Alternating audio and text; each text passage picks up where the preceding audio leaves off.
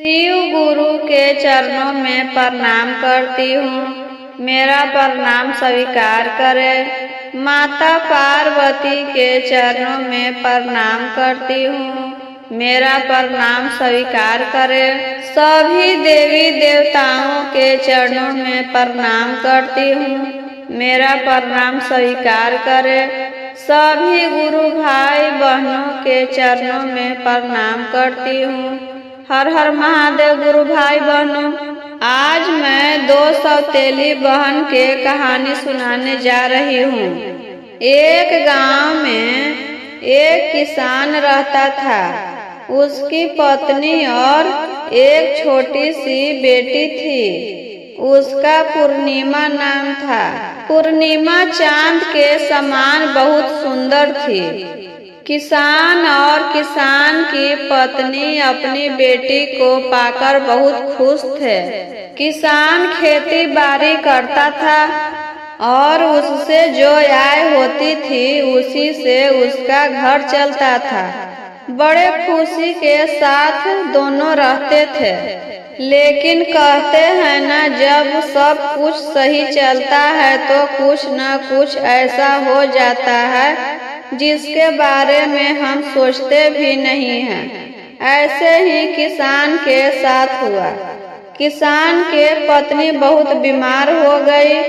उसने ऐसा बिस्तर पकड़ा कि वो उठी ही नहीं। किसान के बेटी 6 या 7 महीने के हो चुकी थी। इधर किसान के पत्नी बिस्तर पकड़ लिया, उधर किसान बेचारा बहुत दुखी रहने लगा। उसने अपने पत्नी के इलाज के लिए किसी भी चीज का कमी नहीं होने दिया। उस समय इलाज करने के लिए डॉक्टर नहीं रहता था। वैद्य से इलाज करवाया जाता था। कितना भी इलाज करवाने के बाद वह नहीं बची, वह मर गई। किसान पर दुखों का पहाड़ टूट पड़ा। अब किसान बेचारा बहुत दुखी रहने लगा। एक तो उसकी 6-7 महीने की बेटी थी, एक तो उसके पत्नी के जाने का दुख था। अब किसान बेचारा अपनी बेटी को पाले या पेट भरने के लिए कमाए, जिसे गृहस्थी का खर्चा चले। जब किसान खेतों में जाता तो उसके पूर्णिमा का ख्याल कौन रखता? अगर पूर्णिमा को ख्याल रखता तो खेत पर नहीं जाता। किसान बहुत दुविधा में था। दोस्त रिश्तेदार ने समझाया, देखो भाई, अब तुम्हें दूसरा ब्याह कर लेना चाहिए। तुम्हारी बेटी बहुत छोटी है। तुम माँ का प्यार नहीं दे सकोगे, नहीं माँ की तरह ख्याल रख पाओगे, क्योंकि वो बेटी है, क्योंकि उसके लिए माँ जरूरी है। पहले तो किसान टालता रहा कि वो अपनी बेटी के लिए सौतेली माँ नहीं लाएगा। किसान के बेटी को पालने में बहुत दिक्कत आने लगा, तो वह ब्याह के लिए मान गया। उसके रिश्तेदार ने एक अच्छी लड़की को देखकर उसका ब्याह करा देते हैं। किसान के दूसरी पत्नी आई। उसका नाम राधा था। राधा किसान से उम्र में बहुत कम थी, इसलिए वो पूर्णिमा को प्यार करती थी। लेकिन कहते हैं ना, सौतेली माँ सौतेली ही थी। जब तक वो खुद पेट से थी तब तक प्यार करती थी, उसका ख्याल रखती थी। किसान यह सब देखकर बहुत खुश था। चलो, हम तो ऐसे ही डरता था, ये तो हमारी पूर्णिमा को अपनी बेटी की तरह प्यार करती है। किसान भी निश्चित हो गया। राधा ने 9 महीने के बाद एक लड़की को जन्म दिया, जो बहुत काली थी, जिसका नाम रखा गया अमावस्या। पूर्णिमा जो थी बहुत सुंदर और संस्कारी थी। अपनी बेटी होते ही राधा में पता नहीं कैसा बदलाव आ गया। पूर्णिमा को राधा ने बहुत दुख देने लगी। पूर्णिमा धीरे धीरे बड़ी हो रही थी। उसके अपने माँ के संस्कार पूर्णिमा में दिखाई देने लगा। पूर्णिमा के माँ बहुत पुजारी थी, वही छवि पूर्णिमा में आ गया। पूर्णिमा बचपन से ही लोटा में जल भरकर शिव जी पर जाकर चढ़ाती थी। यह सब देख सौतेली माँ बहुत जलती थी। दोनों धीरे धीरे सियान होने लगी। राधा फिर दोबारा पेट से हो गई।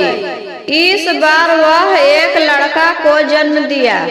लड़के को जन्म देकर वह बहुत घमंडी हो गई। किसान सब समझने लगा। वो पूर्णिमा को बहुत प्यार करता था। यह सब देख सौतेली माँ गुस्सा करती थी। किसान भी कुछ नहीं कहता था।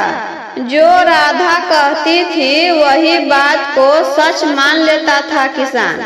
ऐसे ही समय बीतता गया। दोनों बेटियां सियान हो गई।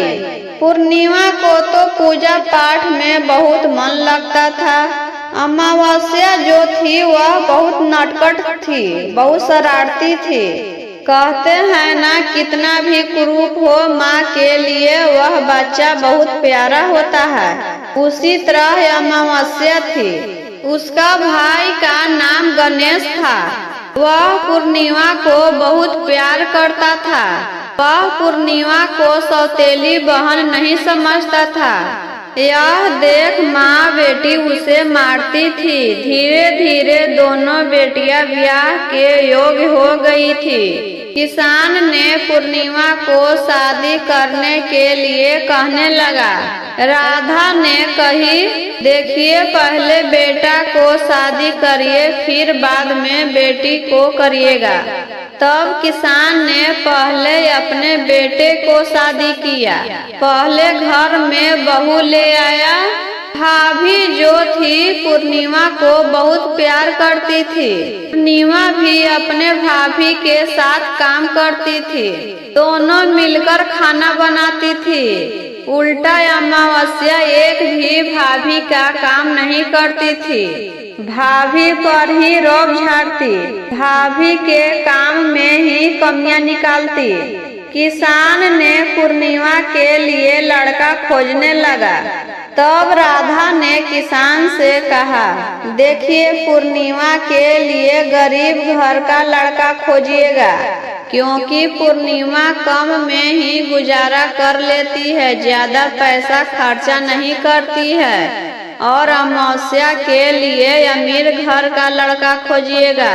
पूर्णिमा के लिए अमीर खोजिएगा तो हम कहाँ से इतना तिलक दहेज देंगे? हमारी 2 बेटियां हैं। अमावस्या के लिए अमीर घर का लड़का खोजिएगा, क्योंकि अर्चीली है और कुछ काम नहीं करती है। किसान ने राधा के बात मान लेता है और लड़का खोजने चला जाता है। पूर्णिमा के लिए गरीब घर का लड़का खोजता है और अमावस्या के लिए अमीर घर का लड़का खोजता है। दोनों बेटियां के बारात एक ही दिन बुलाता है। पूर्णिमा को एक ही कपड़े में विदा कर देता है। अमावस्या को ढेर सारा सामान देकर विदा करता है। कुछ दिन के बाद अमावस्या के घर शिव चर्चा का प्रोग्राम रखा जाता है। दोनों बहन के शादी एक ही गांव में हुआ था। अमावस्या सब गांव वालों को बुलाती है, लेकिन अपनी बहन को नहीं बुलाती है। चर्चा में सब शिष्य बहन जा रहे थे तो पूर्णिमा के कहते हैं, चलो बहन, तुम्हारे बहन के घर शिव चर्चा के प्रोग्राम हो रहा है। पूर्णिमा कहती है, नहीं बहन, हम नहीं जाएंगे, मेरी बहन मुझे नहीं बुलाई है। सब औरतें जिद करने लगती है, कहती है चर्चा में बिना बुलाए भी जाना चाहिए, आवाज सुनकर भी जाना चाहिए। तो पूर्णिमा चली जाती है अपनी बहन के घर। पूर्णिमा को देखकर अमावस्या एक कोने में बैठा देती है अपनी बहन को। चर्चा खत्म होने के बाद अमावस्या सबको प्रसाद देती है, लेकिन पूर्णिमा को प्रसाद नहीं देती है और खूब बुरा भला कहने लगी। बिना बुलाए मेरे दरवाजा पर आई, गरीब कहीं के, चली जाओ। पूर्णिमा रोते रोते अपने घर आती है। घर आकर खाना बनाती है और सबके खाना खिला देती है और अपने पति से कहती है, ए जी आज मेरा मन नहीं लग रहा है, मैं अपने मायके जाना चाहती हूँ। अपने भाभी से मिलती हूँ तो मेरा मन ठीक लगने लगता है। पूर्णिमा अपने पापा के घर पैदल ही जाने लगी। रास्ते में उसे एक कुटिया दिखाई देता है। कुटिया में एक बुढ़िया बैठी हुई थी। बुढ़िया कहती है, बेटी मेरा बाल बांध दो, मुझसे बांधा नहीं जा रहा है। पूर्णिमा तेल लगाकर बाल बांध देती है।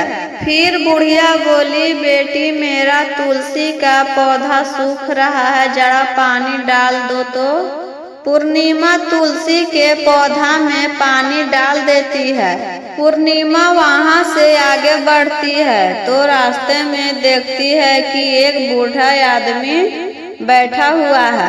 वहाँ पर शिव जी भेष बदलकर बैठे थे, बूढ़ा के रूप में। शिव जी कहते हैं, बेटी मेरे पैर में जख्म है, बहुत मक्खी लग रहा है, तनी पानी लाकर धो दो।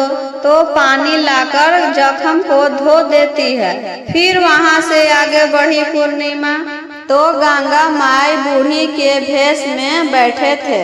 पूर्णिमा को देखकर कहते हैं, बेटी मेरे सर में ढील है, तनी निकाल दो तो। ढील निकालने के बाद शाम हो जाता है और अपने मायके पहुंच जाती है। सौतेली माँ देखकर बोलती है, फिर आ गई यहाँ। उसकी भाभी बोलती है, बेटी नैहर नहीं आएगी तो और कहाँ जाएगी। भाभी देखकर बहुत खुश होती है, लेकिन भाभी से कुछ नहीं कहती है। रात भर रहती है। सुबह उठकर जाते समय उसकी भाभी एक साड़ी देती है, वही साड़ी पहन कर जाती है। रास्ते में जाते समय वही गंगा माई बैठी हुई थी। पूर्णिमा को देखकर कहती है, बिटिया तुम कल वाली बिटिया हो ना, तूने मेरा सारा ढील निकाल दी थी। यह लो, मेरे पास तो और कुछ नहीं है तुम्हें देने के लिए, एक मुट्ठी बालू है, यही लेकर जाओ। पूर्णिमा ने अपना आंचल फैला दी और बालू ले ली।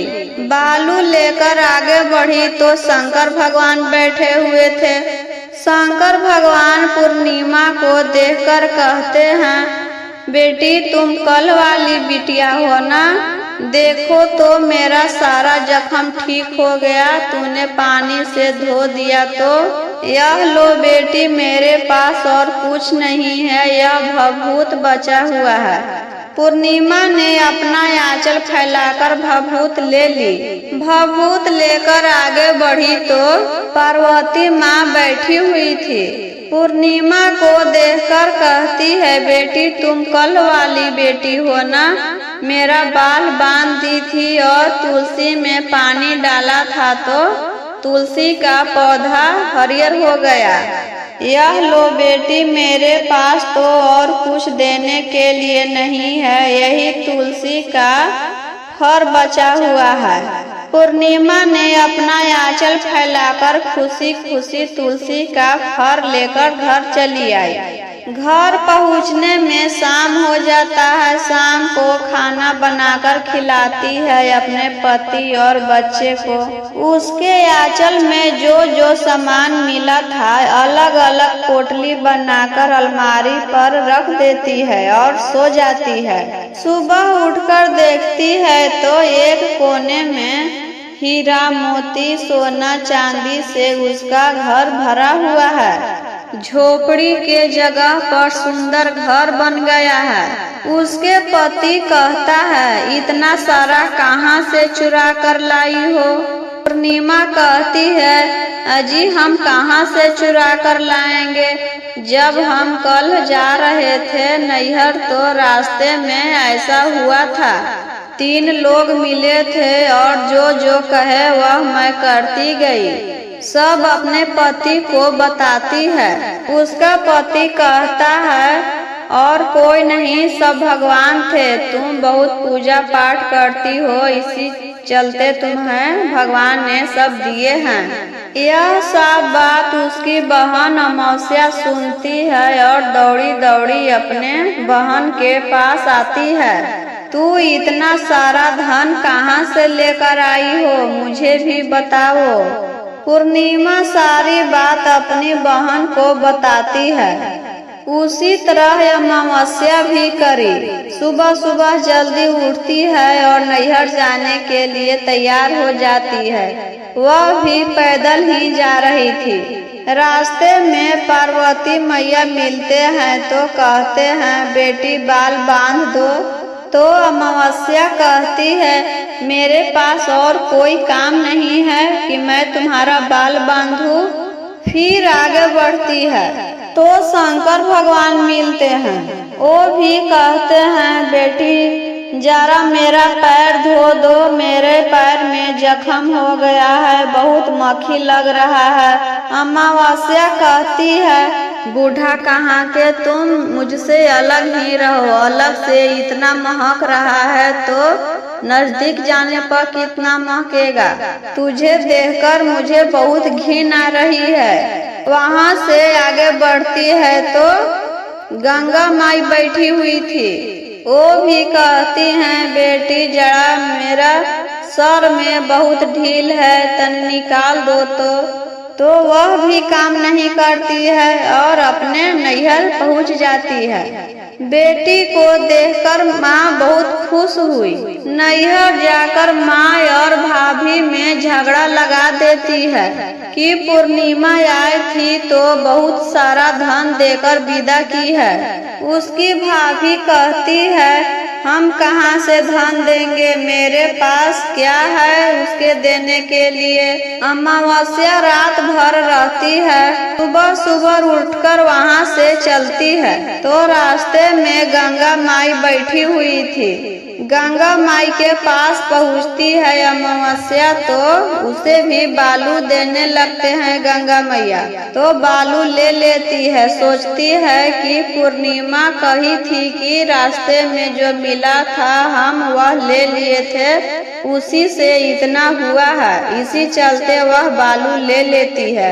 आगे बढ़ती है तो शंकर भगवान मिलते हैं। शंकर भगवान भभूत देने लगते हैं तो नहीं लेती है। कहती है, तू अलग ही रहो, तुमसे बहुत घिन आ रही है, बहुत गंध निकल रहा है तुम में से। भभूत नहीं लेती है। वहाँ से आगे बढ़ती है। आगे चलती है तो माता पार्वती बैठी हुई थी। माता पार्वती तुलसी का फर देती है तो वह ले लेती है और घर अपन पहुँच जाती है।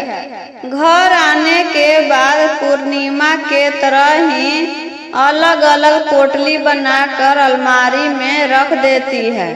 सुबह जब अमावस्या उठती है तो देखती है कि उसका घर जलकर राख हो गया है। उसके घर में कुछ भी नहीं बचा हुआ है। अनाज, खाने पीने के लिए सामान कुछ भी नहीं बचा हुआ है।